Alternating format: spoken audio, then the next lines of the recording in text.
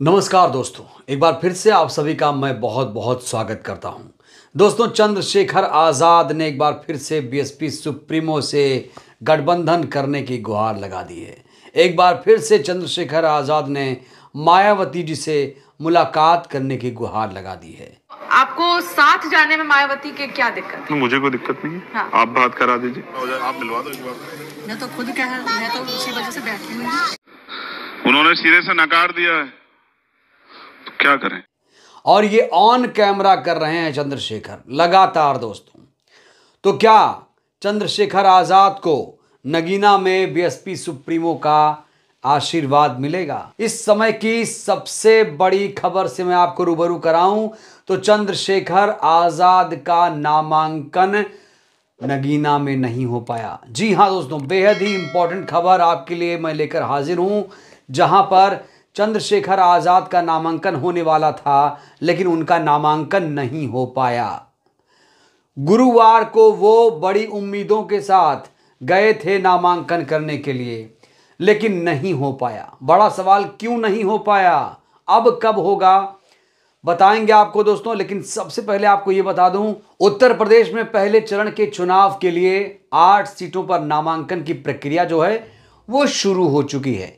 20 मार्च से 27 मार्च तक नामांकन की प्रक्रिया की शुरुआत हो चुकी है। दोस्तों आइए आपको बताते हैं वो कौन कौन सी सीटें हैं जहां पर नामांकन शुरू हो चुका है। तो सबसे जो हॉट सीट मानी जा रही है वो है नगीना। नगीना के जो प्रत्याशी हैं वो अपना नामांकन दाखिल कर सकते हैं। इसके अलावा कैराना, मुजफ्फरनगर, पीलीभीत, बिजनौर, सहारनपुर, रामपुर, मुरादाबाद। और अगर आप इसमें गौर से देखिए तो रामपुर सीट को छोड़कर बसपा सुप्रीमो ने 7 जगहों पर अपने उम्मीदवारों के नामों का ऐलान कर दिया है। तो दोस्तों बड़ा सवाल, जो चंद्रशेखर आज़ाद गुरुवार को अपना नामांकन दाखिल करने गए थे, उनका नामांकन आखिर क्यों नहीं हो पाया? दोस्तों एक छोटी सी गलती चंद्रशेखर आज़ाद ने कर दी और उनका नामांकन नहीं हो पाया है। सोचिए, प्रशासन के ऊपर उन्होंने करारा हमला बोला, साथ ही साथ कई तरीके के गंभीर आरोप भी लगाए हैं।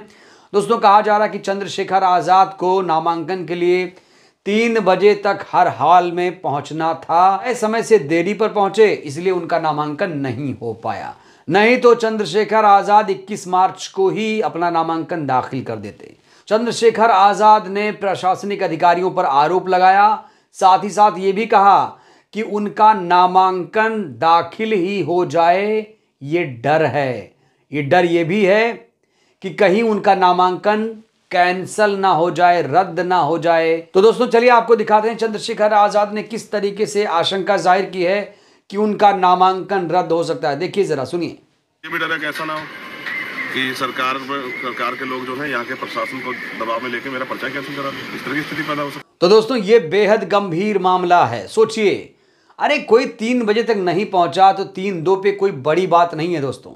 लेकिन ये जो सरकारी कर्मचारी है ना, इनमें यही एक खामी है। ये भले ही लेट से आएंगे दफ्तर, लेकिन अपने घर दफ्तर से टाइम पर ही जाएंगे। ये है अधिकारियों की, सरकारी कर्मचारियों की लेट लतीफ़ी का नतीजा दोस्तों। ये अपने टाइम पर ही जाते हैं, लेकिन अगर इनकी शिफ्ट 3 बजे तक है तो ये 3-1 तक, 3-2 तक नहीं रुक सकते, काम नहीं कर सकते। चाहे आप जाते होंगे रेलवे स्टेशन पर टिकट लेने के लिए, तो काउंटर अगर 3 बजे तक बंद होना है तो बंद ही मिलेगा आपको।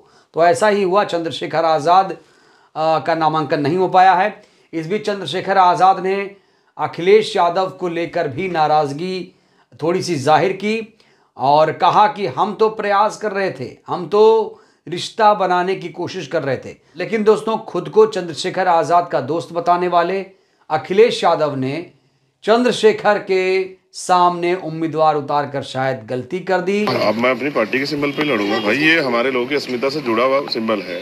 तो कुल मिलाकर चंद्रशेखर आज़ाद खुलकर नाराजगी तो जाहिर नहीं कर रहे हैं, ये तो वही जाने आखिर क्यों नहीं कर रहे हैं। इस बीच दोस्तों चंद्रशेखर आज़ाद से बीएसपी सुप्रीमो के उम्मीदवार को लेकर भी चर्चा हुई कि चंद्रशेखर भाई, अब तो बसपा ने भी नगीना लोकसभा सीट से अपने प्रत्याशी के नाम का ऐलान कर दिया है, क्या आपको डर नहीं लग रहा है?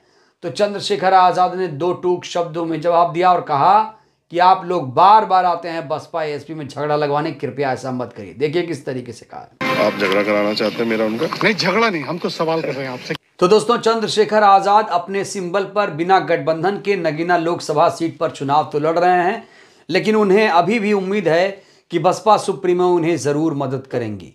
बसपा सुप्रीमो का आशीर्वाद उन्हें जरूर मिलेगा, क्योंकि दोस्तों बार बार Chandrashekhar Azad on the record कैमरे पर कह देते हैं कि मैं बहन जी से मिलना चाहता हूं, मैं बहन जी से मुलाकात करना चाहता हूं, मैं बहन जी से गठबंधन करना चाहता हूं, चाहे बहन जी मुझे एक ही सीट क्यों ना दें। इस स्तर तक वो कोशिश कर रहे हैं।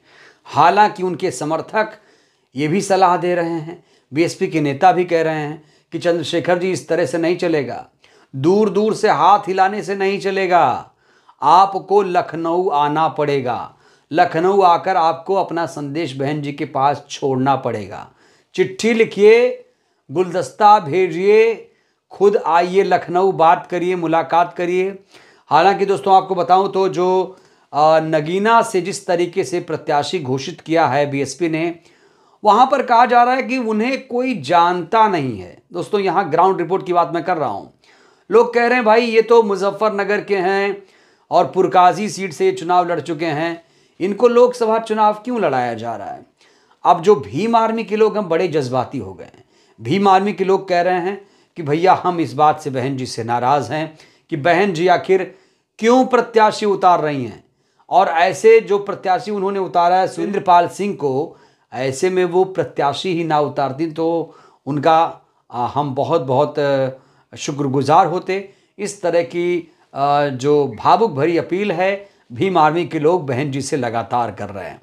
तो दोस्तों जो नगीना सीट है वो इस समय काफ़ी ज़्यादा चर्चित सीट हो चुकी है। अब चंद्रशेखर आज़ाद ने एक और धमाका कर दिया है कि कहीं उनका जो पर्चा है कैंसिल ना हो जाए।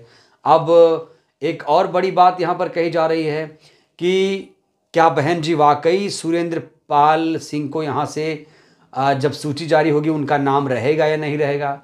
क्योंकि दोस्तों मैंने आपको बताया कि नगीना में जो प्रत्याशी हैं नगीना के, कोई भी हो, उन्हें 27 मार्च तक अपना नामांकन दाखिल करना ही पड़ेगा। 27 मार्च से पहले कोई भी ठोस प्रत्याशी, यानी आप मान सकते हैं जो सूची है पूरी की पूरी, वो 27 मार्च तक पूरी सूची बसपा की आ जानी चाहिए। तो दोस्तों भीम आर्मी के लोग इस समय यही मांग कर रहे हैं कि बहन जी चंद्रशेखर आज़ाद के जो मुराद है वो पूरी कर दें। और दोस्तों चंद्रशेखर आज़ाद की पार्टी एएसपी और बीएसपी में एक समानता ये है कि दोनों के झंडे का जो रंग है वो नीला है, मैं बार बार बताता हूँ। और दोनों ही पार्टियों के लोगों ने दो महापुरुषों की विचारधारा को समाहित किया है।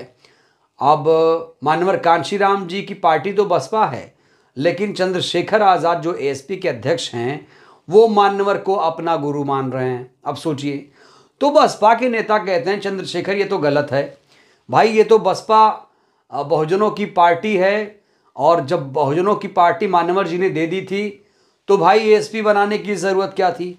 फिर चंद्रशेखर आज़ाद अपने तरीके से तर्क देते हैं कि बसपा ने या जो मूवमेंट था उसने बहुत काम कर लिया है, अब हम इस काम को आगे बढ़ाएंगे। कुछ इस तरह की बातें चंद्रशेखर आज़ाद करने लगते हैं। शायद वो बहन जी की नज़रों में आना चाहते हैं।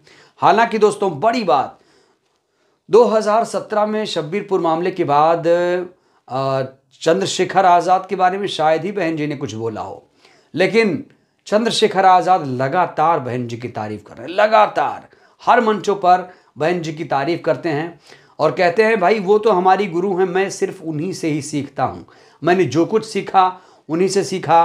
बहन जी ने हमारे समाज के लिए बहुत कुछ किया, वो उत्तर प्रदेश में 4 बार सीएम रहीं और हमारे समाज को हक अधिकारों से उन्होंने नवाजा है। बहुजन समाज कभी भी बहन जी के कर्ज को अदा नहीं कर पाएगा। दोस्तों ये सच्चाई है। आज अगर बहुजन समाज स्वाभिमान से जी रहा है तो उसमें बीएसपी सुप्रीमो का बहुत बड़ा हाथ है, क्योंकि 4 बार जो शासन किया उन्होंने उत्तर प्रदेश में, उसको तो याद किया ही जाता है। साथ ही साथ बहुजनों को जो स्वाभिमान दिया, खासतौर से दलित कम्युनिटी को जो स्वाभिमान दिया, उसे लोग एक कर्जे के तौर पर ले रहे हैं कि बहन जी ने हमारे ऊपर बहुत बड़ा उपकार किया है।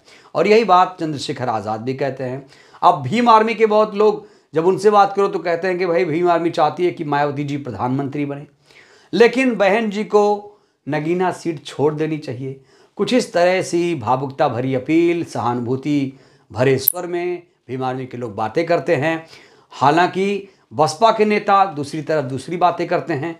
वो कहते हैं नहीं भाई, चंद्रशेखर को अगर लड़ना ही था तो विलय कर देते हमारी पार्टी में, एसपी को विलय ही कर देते, हम उनको एक सीट दे देते, हम उनको संसद भेज देते। इस तरह की बातें बसपा वाले भी करते हैं। खैर दोस्तों, अब हमें इंतज़ार करना पड़ेगा। नामांकन की जहाँ तक बात है तो नामांकन चंद्रशेखर आज़ाद की हो जाएगी।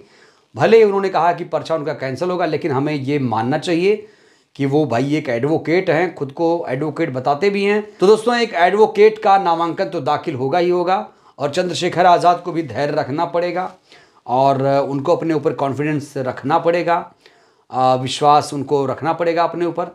चंद्रशेखर आज़ाद को मायावती जी का ही सहारा है। अब देखते हैं मायावती जी उन्हें सहारा कितना देती है, कैसे देती हैं। और कहा जा रहा है कि अगले 8 दिन चंद्रशेखर आज़ाद के लिए बेहद महत्वपूर्ण, बेहद अहम होने वाले हैं। 27 मार्च तक चंद्रशेखर आज़ाद के लिए दोस्तों ये आने वाले जो दिन हैं वो बेहद महत्वपूर्ण होने वाले हैं। इस दौरान कुछ बड़ा उलटफेर भी हो सकता है। चंद्रशेखर आज़ाद ने इशारों में कहा कि इस 8 दिन में या 6 दिन में कुछ बड़ा बदलाव होगा। क्या बड़ा बदलाव होगा? क्या वो बहन जी से मुलाकात करने जा रहे हैं या बहन जी से भेंट करने जा रहे हैं, कोई पत्र लिख रहे हैं? समर्थन कैसे लेंगे दोस्तों, ये बड़ा सवाल है। और बड़ा सवाल तो ये, क्या बहन जी चंद्रशेखर आज़ाद को अपना आशीर्वाद देंगी? क्या रख देंगी चंद्रशेखर आज़ाद के सिर पर हाथ कि जाओ चंद्रशेखर, इस बार तुम चुनाव अकेले लड़ो और मैं तुम्हारा समर्थन करती हूँ, जाओ अपनी ख्वाहिश पूरी कर लो। दोस्तों, हमें अभी भी इंतज़ार करना पड़ेगा। तो ये पूरा समीकरण है नगीना का। यहाँ पर ये जो सीट है ख़ास तौर से एससी समाज के लिए आरक्षित है। यहाँ पर दलित मुस्लिम समीकरण काम करता है। नगीना में 3 बार चुनाव हो चुका है। समाजवादी पार्टी पहली बार जीती, बीजेपी जीती, उसके बाद बसपा जीती। यहाँ से नगीना की जनता का मिजाज कभी कोई भांप नहीं पाया। जनता, जो नगीना की जनता है, उसने कभी नहीं बताया कि वो किसे पूरा भरपूर चाहती है। हालांकि दोस्तों, 2019 के लोकसभा के चुनाव में बीएसपी के कैंडिडेट गिरीश चंद्र जाटव साहब को भारी मतों से यहाँ की जनता ने जिताया था। अब देखना होगा 2024 के चुनाव में क्या होगा। बहरहाल दोस्तों, इस वीडियो में फिलहाल के लिए बस इतना ही। वीडियो अच्छी लगी हो तो लाइक करिए, चैनल को सब्सक्राइब करिए, सहयोग करिए, वीडियो को जन जन तक पहुँचाइए, जिससे देश की जनता जागरूक हो। बहुत बहुत धन्यवाद, शुक्रिया। जय भारत, जय संविधान।